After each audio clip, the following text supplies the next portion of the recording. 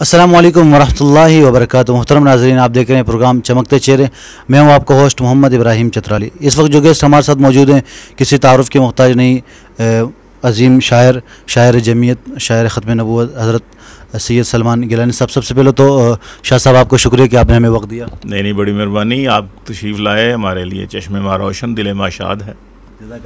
शाह साहब, सबसे पहला सवाल ये कि शायरी कब से शुरू की और शायरी में उस्ताद कौन है आपके? शायरी में अपना हमारी जीन्स में ही थी, हमारे खून में ही शामिल थी और बचपन से ही शायरी की तरफ तरबियत मौजू थी और शायरी शुरू कर दी थी, लेकिन वो काबिल दरखुर इतना नहीं थी। शायरी तो शुरू की, लेकिन ज़ाहिर जब स्कूल में थे तो दूसरों की पढ़ते थे, कॉलेज में चले गए तो फिर अपनी भी तुकबंदी शुरू कर दी। तो लेकिन वो करते तो थे शायरी हम। तो खाना बाकायदा शुरू किया कॉलेज में जाके वालिद साहब को। मेरे वालिद साहब सैयद अमीन गिलानी मशहूर शायर थे, ऑल इंडिया मुशायरे पढ़ते रहे बड़े बड़े शोरा के साथ, जिगर मुरादाबादी जैसे शायरों के साथ उन्होंने मुशायरे पढ़े हुए थे, ऑल इंडिया रेडियो पे मुशायरे पढ़े हुए थे। तो इसलिए वो माशाल्लाह घर में था हमारे माहौल शायरी का। तो बिहम्दिल्लाह हमें कोई बाहर नहीं जाना पड़ा, जैसे उनको आना पड़ा था लाहौर में शायरी की रमूज़ सीखने के लिए। शायर किसी उस्ताद को पकड़ना बड़ा ज़रूरी होता है ना, जो बिना मुर्शद रा ना हाथ थावे, है ना, बिना दूध न बाजदी खीर मियाँ। तो खीर के लिए दूध बहुत ज़रूरी होता है, तो इसीलिए इसी तरह ये शायरी के लिए उस्ताद बहुत ज़रूरी होता है। तो वालिद साहब तो लाहौर में आ गए थे अपना हज़रत एहसान दानिश के पास। उन दिनों मजांग अड्डे पे मजांग चुंगी में उनका वो होता था, क़यामगाह उनकी होती थी। तो उसके बाद फिर वो इधर भी आ गए, एबक रोड पे आ गए अनारकली में। फिर तो वालिद साहब अमृतसर से वहाँ आकर क़याम किया उन्होंने, उनके साथ रहे, उनके हुक्के और उनकी चिल्में भरी। और फिर साथ साथ मुझे तो घर में माहौल था, कहीं जाना ही नहीं पड़ा। उनको तो डांट पड़ती रही हमारे दादा से, जी कभी किधर फिरता रहता ये। हमें हमारा बाप खुद कहता था यार जाओ, मैं नहीं जा सकता आज मुशायरे पे जलसे पे का, तो यार वो सलमान आ जाएगा, मैं नहीं आ सकता। तो मुझे तो वो खुद कहते जाओ आवारागर्दी करो जाके। मतलब हज़रत शाह साहब, हमने देखा है कि हज़रत अमीन गिलानी रहमतुल्लाह अलैह के अशार जो होते थे ख़त्म नबूवत के हवाले से उनकी बड़ी तहरीक है, और अकाबिरीन के हवाले से आपकी शायरी में ये मज़ाक कब से आया? नहीं, हमने तो देखा, मैं भी गज़ल से शुरू, हमारी शायरी भी गज़ल से शुरू हुई, नात की तरफ आई, मनकबतें कहीं, संजीदा शायरी की। तो ये जो है जब हमने देखा कि भी लोगों को अब हंसने हंसाने की बहुत ज़रूरत है और संजीदा शायरी से वो पैगाम आजकल जो नई नस्ल है वो नहीं हासिल कर सकती। तो हमने एक यानी वो सांचा थोड़ा सा तब्दील कर लिया। पैगाम वही है, पैगाम वही है, लेकिन हमने बर्तन समझ लें, हमने बदल लिया कि इस बर्तन में कहते हैं जी मैंने उस गिलास में पीना है, बच्चा कहता है उस गिलास में पीना है, वो कहता नहीं मैंने वो प्याले में पीना है, वो कहता कि नहीं। तो मैंने वो बर्तन, वो प्याला वो चेंज कर दिया है। वो सिल्वर के गिलास में हमने नहीं, लोहे के गिलास में नहीं पीना, हमने शीशे के फूलदार गिलास में पीना। अब हमारी नई नस्ल जो है वो ये जिस बर्तन में चाहती थी कि पैगाम मिले, तो हमने अपना पैगाम को उसमें डाल लिया और उसके सांचे में पेश कर दिया। तो वो काबिल कबूल भी है नई नस्ल को। हमारे आप लोग जो बच्चे जो हैं मदारस के, दीनी मदारस के, वो तो जलसों में आ जाते हैं, वहाँ से उन्होंने जो कुछ भी उलमा ने कहना है वो उन्होंने सुनना ही सुनना है, उनका और कोई तफरीह नहीं है उनकी ना बेचारों की। लेकिन ये बच्चे जो हैं, ये सिनेमा जाने वाले, ये जो फिल्में देखने वाले, ये जो ड्रामे देखने वाले, ये जो बर्गर खाने वाले, ये जो अपना पिज़्ज़े और ये यानी जिनको हम आजकल की ज़ुबान में यही कहते हैं ना बर्गर फैमिलीज़ हैं जी, तो मम्मी डैडी बच्चे, तो ये तो मौलवी की सूरत देखना नहीं चाहते कि यार ये तो हमें टखनों से ऊंची शलवार पहना देंगे, ये सर पे टोपी रखवा देंगे, ये दाढ़ी रखवा देंगे, इनसे बचो, इनको इनसे बचो। और अमेरिका, यूरोप, बरतानिया और वेस्ट जितना भी है उसने हज़ारों लाखों करोड़ों डॉलर इस वहाँ पर इस मद में ख़र्च किए हैं कि रूह मोहम्मद इसके बदन से निकाल दो। बहुत सारे शुआरा हैं, उनका गेटअप बिल्कुल चेंज होता है। आप एक मुनफरिद शायर हैं, आपका गेटअप बिल्कुल चेंज है। इस गेटअप में कभी आपको मुश्किलात हुई हैं? नहीं, कोई मुश्किलात नहीं हुई। ये गेटअप हमारे माशरे का हिस्सा था, तो इसलिए वो इसको अजनबियत तो थी नहीं। अलबत्ता अब भी हमारे जो KPK के इलाके के हैं, बाज़ इलाके ऐसे हैं कबाइल के, उसमें दाढ़ी मुंडा चले जाए, फुटट मुटट बंदा चले जाए, तो वो उसको अजनबियत से नज़र में देखी, यार ये कौन आ गया हमारे मोहल्ले में। कुत्ते अब भी वहाँ पड़ जाते हैं ऐसे बंदे को जो इस हुलिये में जाए। कभी हमको भी कुत्ते पड़ा करते थे। हम देहातों में जाते थे ना हम लोग, किसी गांव में, सूटेड बूटेड, मैं भी पैंट टाई शूट 3 पीस पहना करता था, तो इस होलिये में जाना तो कुत्ते ने पड़ जाना कि ये बंदे के मखलूक कितों आ गई थे।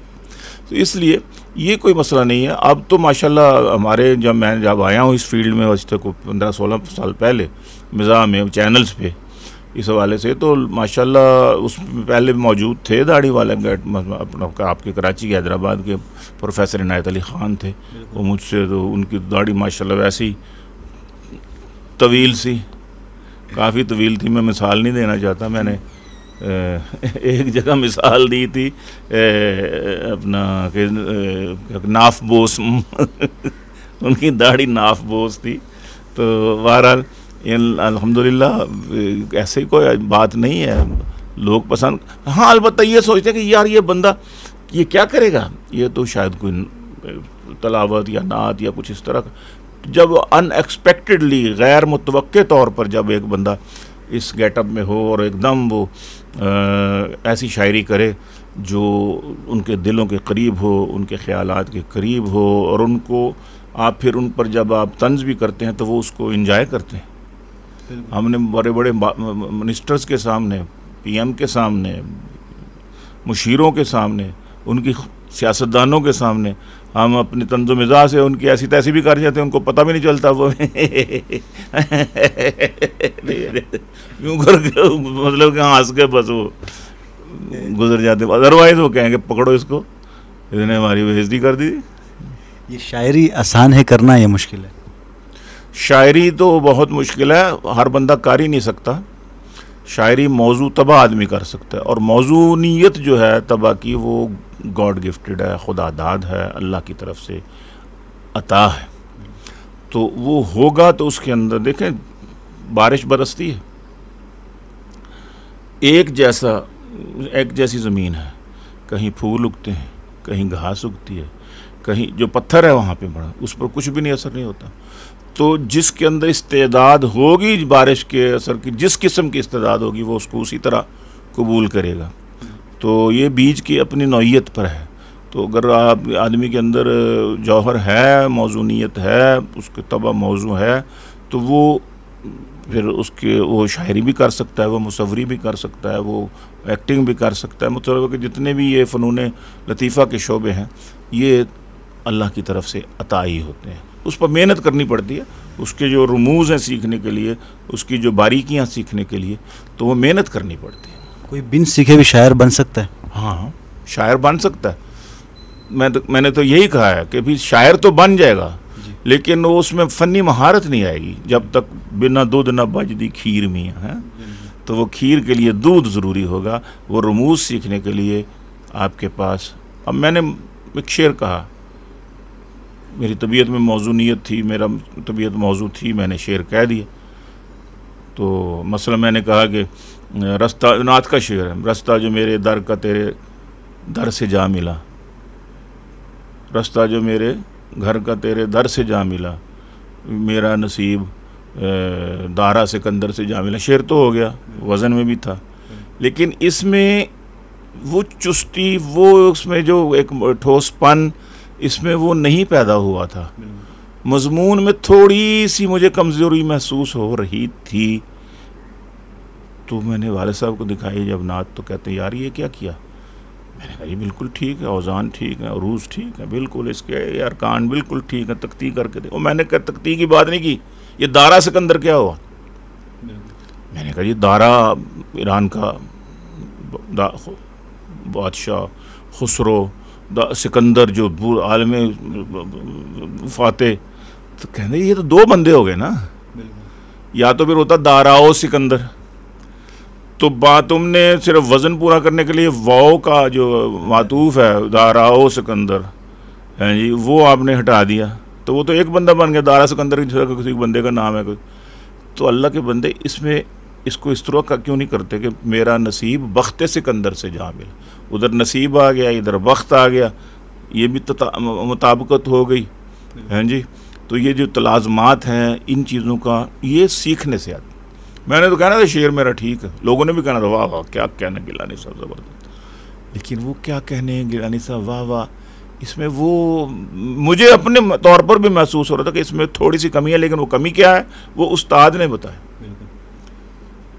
तो ये चीज़ें सीखने से आती हैं। शाह साहब आपने फरमाया कि सीखने से आती है, सीखने सिखाने की बात चल रही है, तो आपका फ़र्ज़ मनसब ये कि नए नौजवानों को सिखाना, इस हवाले से आपने क्या खिदमत की और आप मज़ीद क्या करने का रोज़ाना अपना कोई ना कोई इस हवाले से शागिर्द बनते हैं मेरे। तो मेरे को अकेडमी तो नहीं है, ना ही मैं इस्तिताअत रखता हूँ कि मैं खोलूँ और उनके वो करूँ। हम अलबत्ता ये है कि बच्चे बाज़ दफ़ा आते हैं, लेकिन अब सहूलत ये हो गई है कि आप व्हाट्सएप पे मैसेंजर पे वो भेज देते हैं कलाम शलाम, जो उनको इस्लाह की ज़रूरत होती है, या हम देखते हैं कि इसमें थोड़ी बहुत 12 अन्य 16 अन्य है, तो हम उसकी 8 अन्य 4 अन्य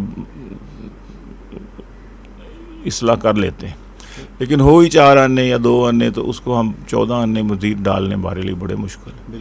किसी के पास 14 अन्य हो तो हम कहेंगे यार 2 अन्य ले, 16 अन्य पूरे कर ले। लेकिन कोई 2 अन्य लाएगा जी इन 100 रुपये 1 रुपया पूरा कर दो, तो 14 अन्य देने तो मुश्किल होंगे। हमने देखा कि आपके अशार में जमीयत उलमा इस्लाम के लिए आपने बहुत अशार पढ़े, क़ायद जमीयत के लिए पढ़े, क्या वजह, ये मोहब्बत बज़ात ख़ुद है या ख़ानदानी वरासत में मिली? नहीं, ज़ाहिर है कि देखिए हम मुसलमान भी तो ऐसे ही हैं ना। मुसलमानों के घर में तो अल्हम्दुलिल्लाह अल्लाह का बहुत एहसान है कि उसने हमें बेतलब, हमें मेहनत नहीं करनी पड़ी, और अल्लाह ने हमें मुसलमान बनाया, फिर रसूलुल्लाह सल्लल्लाहु तआला अलैहि वसल्लम की हमें उम्मत बनाया। तो इसी तरह फिर ये है कि हमें मसले के हक़ अता किया, ये भी उसकी देन है। अब अगर हम किसी और खुदा न खास्ता किसी ऐसे जिन पर मतलब है कि क़यामत के दिन देखिए अमाल कमज़ोर होना तो निजात हो सकती है, लेकिन अगर अक़ीदा दुरुस्त ना हो तो जितनी मर्ज़ी हम नफल पढ़ें, सदक़े दें, खैरातें दें, दुनिया में तो उसका फ़ायदा होगा लेकिन आखिरत में उसका कोई फ़ायदा नहीं। तो ये 2-3 चीज़ें तो अल्लाह ताला ने हमें बेतलब दे दी ना जी।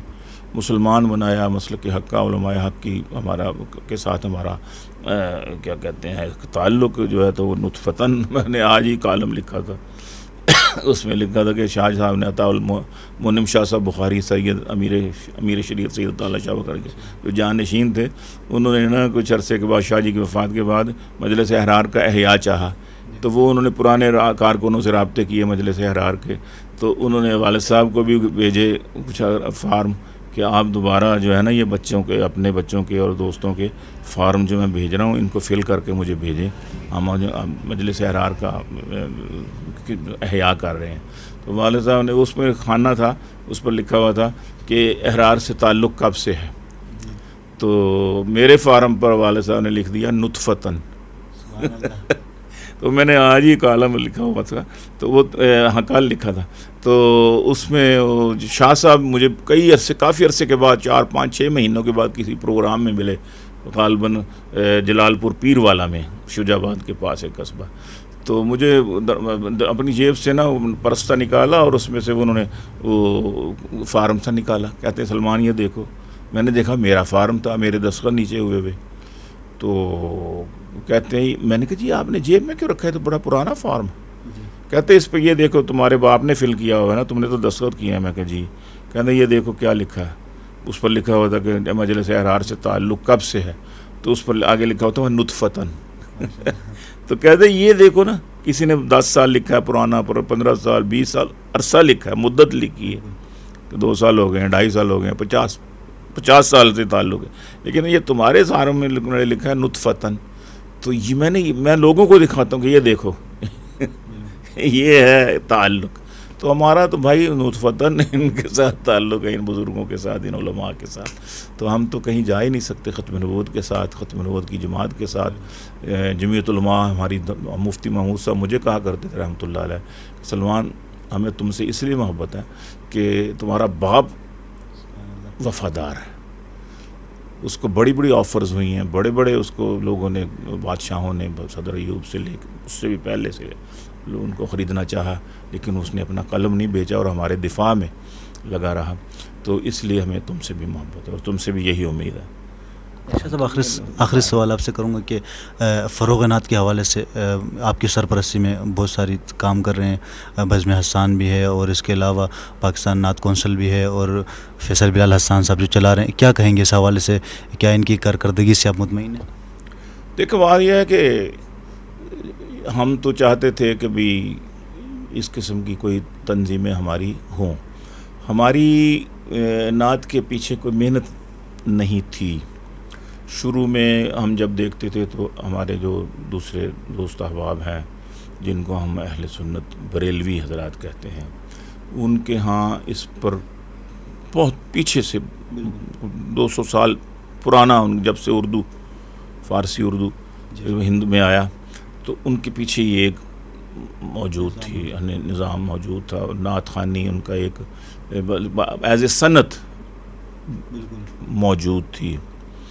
तो हमारे यहाँ स्टेज पे हमारे बुज़ुर्गों के दौर में ये नात ख़ानी का मुरव्वजा, जो नात ख़ानी है, इसका रिवाज नहीं था, बल्कि स्टेज से उतार दिया जाता था। अगर कोई आके करता था तो वो कहते थे, क्या कर। फिर ये कि शोरा पर एतमाद भी नहीं था कि जिन शोरा का कलाम ये सुनाएंगे उनका अक़ीदा भी दुरुस्त है कि नहीं, उनका अक़ीदा भी दुरुस्त है कि नहीं, और उनके अशार में कोई गुलूफ़ तो नहीं। नात एक आपने पूछा था कि शायरी मुश्किल है या आसान है। शायरी तो मुश्किल है ही, हर बंदा नहीं कर सकता, लेकिन उस शायरी का मायार को कायम रखना ये भी बहुत मुश्किल है। फिर अगर आपने नात में आना है तो ये इंतहाई मुश्किल है।